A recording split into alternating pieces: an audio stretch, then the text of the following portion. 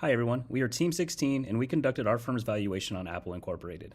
Let's dive right into the introduction. Our recommendation is to sell Apple stock. Based on our discounted cash flow and valuation work, we determined that the implied target price to be $188, which implies a 32% downside from Apple's current market price. This reflects our views that Apple is entering a more mature and slower growing market, while also facing pressure with higher capital expenditure around AI development in the market and additional operational headwinds that we will discuss later in the presentation. Apple is one of the most globally influential technology companies. Apple is a global leader in smartphones, personal computers, and consumer subscription services, along with other items. Their products are bolstered by their user-friendly operating systems. They seamlessly integrate all of their products with one another. Tim Cook is the current CEO, but there is a succession plan underway. Just a few days ago, Apple's senior vice president of machine learning and AI abruptly stepped down. Apple's new AI chief has worked at both Microsoft and Google. The sudden moves highlights Apple's ongoing AI challenges. Performance-wise, Apple has had a great year. Their revenue increased to $416 billion in 2025. They have also maintained strong net profit margins year after year. On the chart to the right, we see their net sales per product line. iPhone remains the dominant driver for their revenue, with services also increasing. Apple leads the premium smartphone market, owning 62% market share of the industry itself. Although it owns a high percentage, Apple investors are actually worried about Apple's latest iPhone 17 AI. Their own Apple Intelligence is what they have described as lagging in its capabilities and innovation as of this year. The revenues are impressive, but in a highly competitive industry, we believe that Apple is falling behind the innovation curve. In our models, we chose to focus on two firms that most directly overlap with Apple's core businesses, Microsoft and Google. Microsoft leads the computer operating systems market by 63% market share, with Apple maintaining a slight edge over Google at 21%. It is projected that AI spending in the IT market will increase, especially in the Gen AI smartphone market, which is expected to increase by 31% to nearly $400 billion being spent in this segment alone, which Apple is the current market leader in. In the ongoing AI spending boom, Microsoft recorded the highest capital expenditure spending in its most recent fiscal year. With Google entering its fourth quarter, they still outspent Apple's 2025 capital expenditure of $12.72 billion to focus on AI development for their projects, putting Apple further behind the AI development race. Our Porter's Five Forces diagram highlights the core structural pressures in Apple's industry. Industry rivalry is high due to rapid innovation cycles and AI differentiation. Buyer power is high, with consumers upgrading less frequently and having low-cost alternatives. Our SWOT analysis diagram summarizes Apple's strategic position. Some key strengths for Apple is its strong financial performance and ecosystem of products and services. Weaknesses include major ongoing lawsuits, declining liquidity ratios, and slower movement in AI, an area where peers have scaled much faster. Threats include their reliance on third parties, regulatory risk, and intense competition in both hardware and AI. This SWOT analysis displays the limited upside for Apple over the next few years. I will pass it over to Annie to discuss our valuation model. Next, I'll review our valuation work that informed our thesis.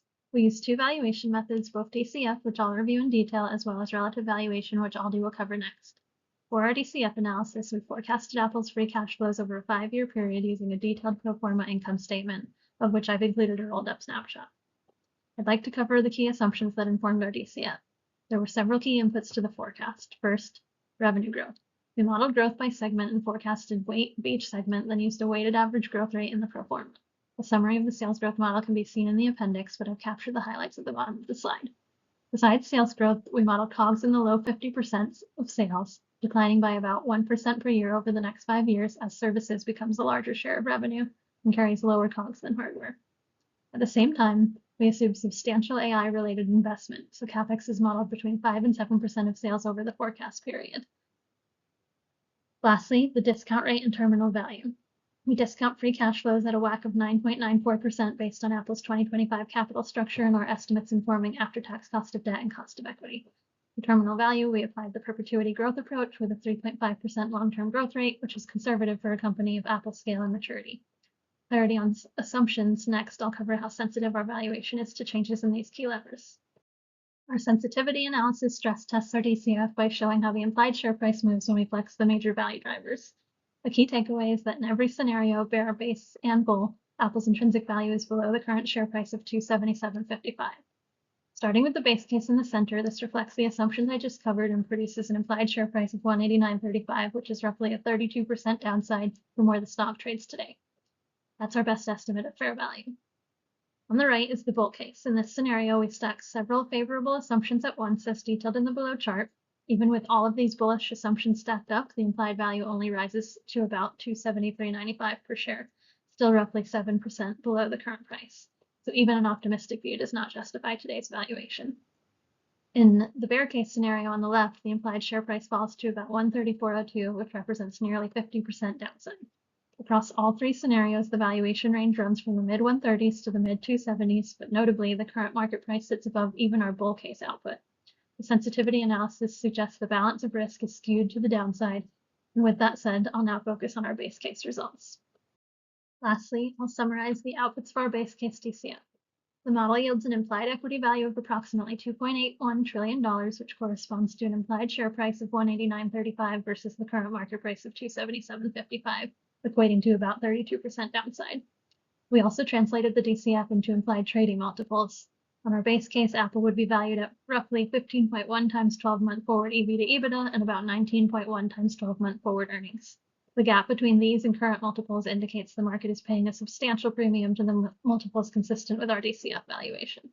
The current valuation includes a good amount of optimism around growth, margins, and Apple's AI potential on top of its brand and ecosystem strength. Our analysis does not argue that Apple is a weak business, but rather that it remains highly profitable, cash generative, and supported by a loyal install base and strong balance sheet. The issue is that at today's price, investors are paying for near perfect execution in a mature hardware market with intensifying AI competition and operational headwinds. With that said, and given the sensitivity work, our conclusion from the DCF is that Apple's risk-reward profile at the current price is unattractive, with meaningful downside and very limited upside. Aldi will next walk through the relative valuation work, and you'll see our DCF view reinforced and why we ultimately recommend selling the stock at current levels. To further assess the value of Apple, we performed a relative analysis on two different sets of data. First, we performed a peer comparison, comparing how Apple's past performance measures to its two biggest competitors, Microsoft and Google. Then we looked at how Apple is being priced today in comparison to its 10-year historical averages. When comparing Apple's PE ratio to its peers, we see that Apple trades at a premium at 34 price to earnings versus the peer average of 29.9. Using Apple's most recent earnings and calculating its implied share price based on its peers' PE multiple, the model determines that Apple is overvalued by 19% with an implied share price of $224. However, when we perform the same analysis using a price-to-sales ratio, we see that Apple is trading in level with its peers.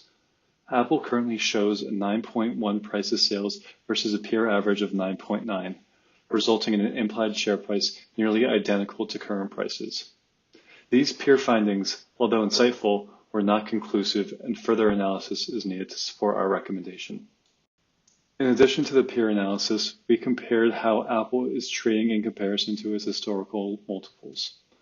Currently trading at 34.1 PE ratio versus a 10-year average of 25.1, this suggests that Apple is overvalued compared to its historical valuations with an implied share price of $188, 32% lower than current levels. Lastly, we looked at how Apple's price-to-sales ratio compared to historicals. Apple currently trades at 9.1 price-to-sales versus a 10-year average of 6.0, suggesting Apple is overvalued with an implied share price of $166. Both historical comparisons conclusively indicate that the stock is overpriced in relation to past year's multiples, while the peer comparison showed less conclusive results. These findings indicate that while Apple may be trading in line with its competitors, the market as a whole may be overvalued and due for a correction, supporting our sell rating. Turning to risks, there are several factors that could challenge our team's sell rating. Most notably is Apple's ability to innovate. Apple seemingly always finds a way to create new products and penetrate new markets. Currently, there's no clear product that we believe can drive this type of growth. However, our models do not take into consideration any new or unreleased products. Another factor is AI growth. While Apple has fallen behind competitors in AI, new advancements or partnerships could drive additional growth to their existing products and services that would send Apple stock to higher prices. In conclusion, our analysis on Apple's competitive landscape and fundamentals drive our decision to issue a sell rating with a target price of $188. This is largely supported by our DCF model, which highlights how Apple is overpriced in relation to future cash flows, and by our relative valuation, which indicates Apple is trading at multiples far exceeding historical averages. Given these factors, Apple does not have a favorable risk-reward profile and is not a stock we recommend holding in your portfolio. Thank you for your time.